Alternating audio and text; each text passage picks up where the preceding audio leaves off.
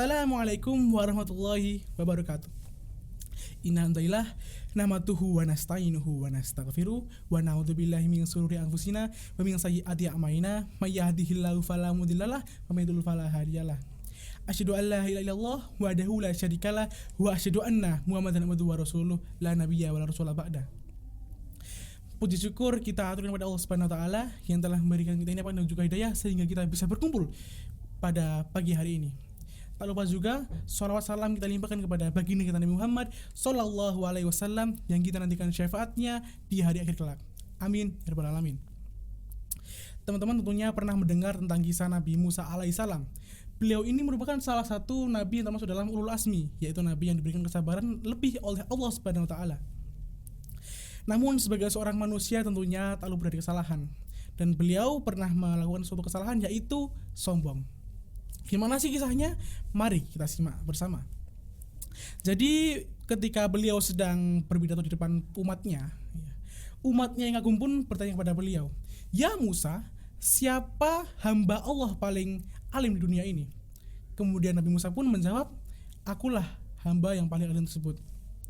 Kemudian Allah pun menegur beliau dan menyuruh beliau untuk pergi ke perbatasan antara dua lautan yang tak saling bercampur airnya, dan Allah menyuruh Nabi Musa untuk menemui seorang hambanya yang jauh lebih alim dari beliau, dan hamba itu adalah Nabi Khidir.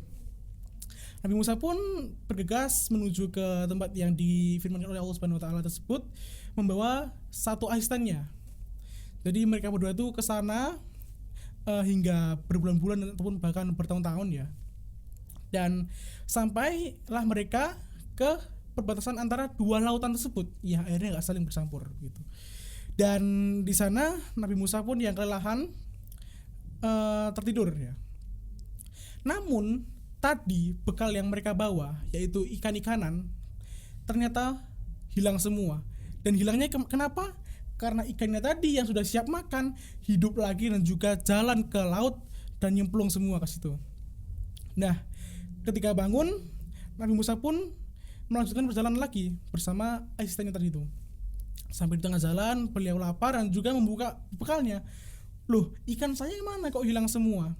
Kemudian beliau pun teringat kepada salah satu perintah Allah, yaitu akan bertemu kepada salah satu hambanya yang bernama Khidir ketika ikannya hilang semua tersebut. Akhirnya mereka berdua pun kembali lagi ke tempat mereka tadi kehilangan ikannya, dan di sana mereka bertemu dengan hamba Allah yang dimaksud, yaitu Nabi Khidir. Beliau sedang tertidur dan juga berselimut gitu. Sampai akhirnya Nabi Musa mengucap salam dan juga Nabi Khidir pun istilahnya bisa menebak ya. "Engkaukah Musa, hamba Allah yang dijanjikan itu?" Kemudian Nabi Musa pun menjawab, "Iya, akulah Musa." Dan Nabi Musa pun menawarkan diri, "Aku ingin ikut padamu dan ingin menuntut ilmu," begitu. Namun di situ Nabi Khidir pun berkata, "Ya Musa, sesungguhnya engkau itu tidak akan sabar jika kamu ingin belajar denganku," begitu. Nabi Musa pun ingin tetap ikut di situ, bersikukuh lah istilahnya. Dan Nabi Khidir pun akhirnya membuat kesepakatan kepada Nabi Musa, yaitu Nabi Musa nggak boleh bertanya selama perjalanan tersebut, gitu. Sampai akhirnya Nabi Musa pun menyanggupi dan mereka pun memulai perjalanan mereka. Pertama-tama mereka itu menaiki perahu seorang nelayan, dan di situ ketika sedang berlayar Nabi Khidir pun melubangi perahu tersebut, dilubangi jadinya. Nabi Musa pun heran dong, "Loh, ini perahu ngapain dilubangin? Kasihan dong nelayannya." Di situ Nabi Khidir pun nggak menjawab dan malah berkata demikian, berkata istilahnya, "Tadi kan kamu udah janji sama aku kalau kamu tuh nggak boleh istilahnya ngomongan atau menimpali begitu." Sampai akhirnya Nabi Musa pun diam. Kemudian mereka lanjut lagi tuh jalan. Sampai-sampai mereka tuh ketemu anak kecil yang lagi bermain.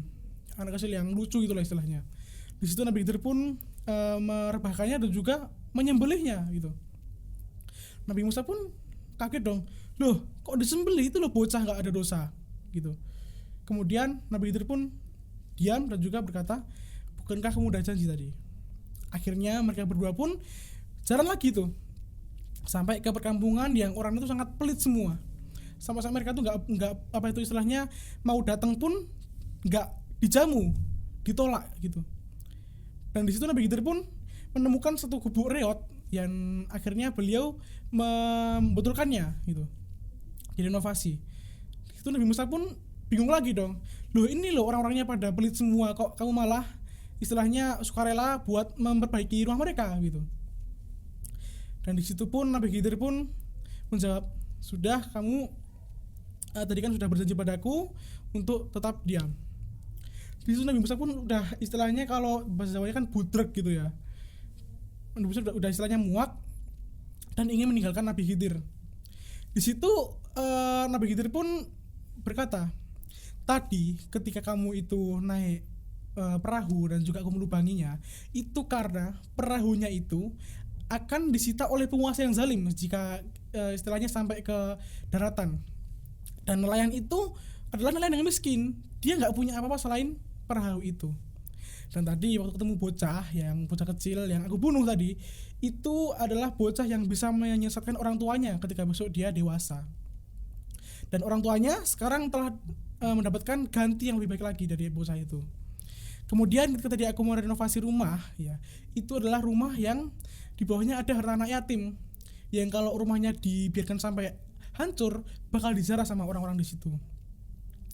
Nah, akhirnya di sini kita bisa tahu pelajaran yang diambil, bahwa kita tuh nggak boleh istilahnya sombong akan ilmu yang kita miliki, karena di atas langit masih ada langit lagi begitu. Jadi kalau sebagai seorang manusia kita harus paham bahwa ilmu yang kita miliki pasti ada yang lebih berilmu lagi di atas kita. Jadi itu aja dari saya. Wassalamualaikum warahmatullahi wabarakatuh.